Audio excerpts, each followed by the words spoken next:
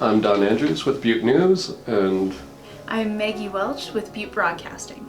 And Maggie, we're here to talk about Treat Street. Do you want to kind of give us a little bit of info about that? Yes, absolutely. First, I'll give you a quick history of it. Treat Street was started by the Anaconda radio stations way back when. We inherited it. It was maybe a couple years old when we inherited it, when Ron and Shelley purchased the Anaconda radio stations. So it's been our event for the past 19 years. And the very first year we did it at the War Bonnet. And I remember because I was voluntold into helping with that, because that happens when you're a child in a small business.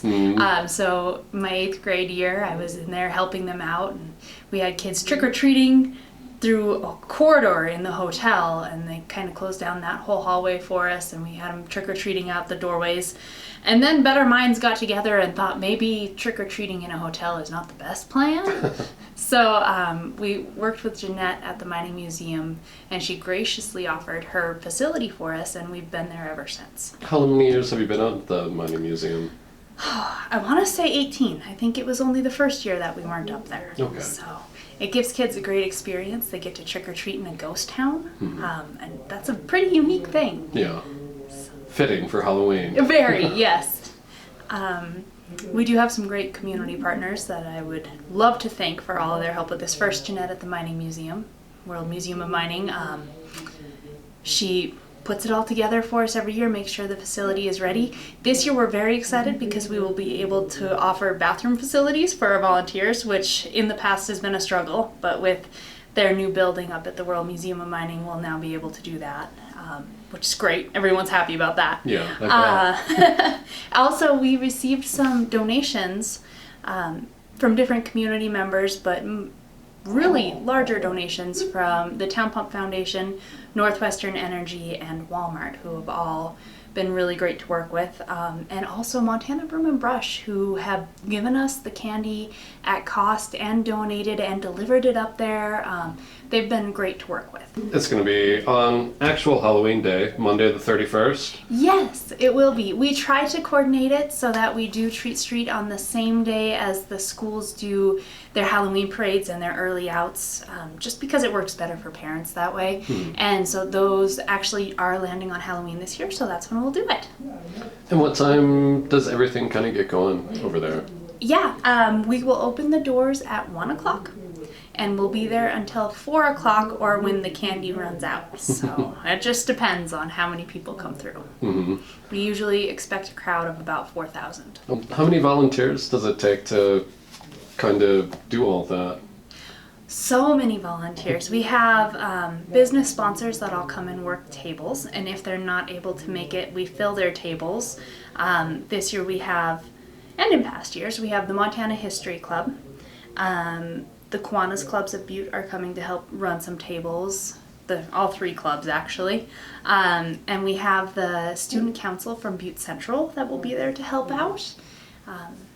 And really anyone we can Shanghai off the streets to help gets a job of some kind. But we couldn't do it without those wonderful volunteers. Can you tell us about some upcoming events that you guys have going on? Yes, absolutely. So as not part of the radio station, but as a volunteer, I'm part of the games management team of Special Olympics. And the Special Olympics basketball tournament will be coming back to Butte November 10th, 11th, and 12th for the first time since 2019. Originally, Butte was supposed to host it 2019, 2020, 2021. Obviously, things fell apart a little bit. And so they're giving us one more chance to kind of show everybody what we can do before the tournament moves on to Helena for its next 3-year run. Right now we are desperately in need of some volunteers. We have about 1,000 athletes coming to join us, and we need about 500 volunteers to make it happen. You don't have to have basketball experience. We need photographers, we need people to work the clock and the books and to direct the venue. We need people to help deliver the lunches from our home base at the Butte Plaza Mall to all of the gyms. And we could really use some help making that happen. This is the first time that these athletes have been able to gather since 2019, this basketball tournament in 2019.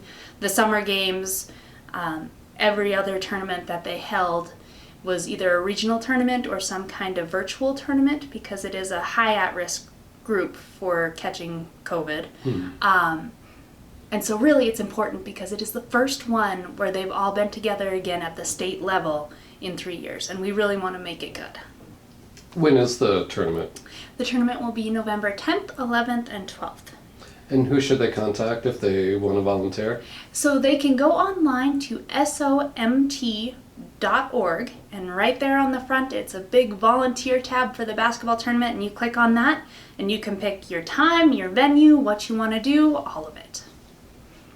All right. Cool. I think that's it. Well, cool. Thank you so much, Maggie. Thank you very much.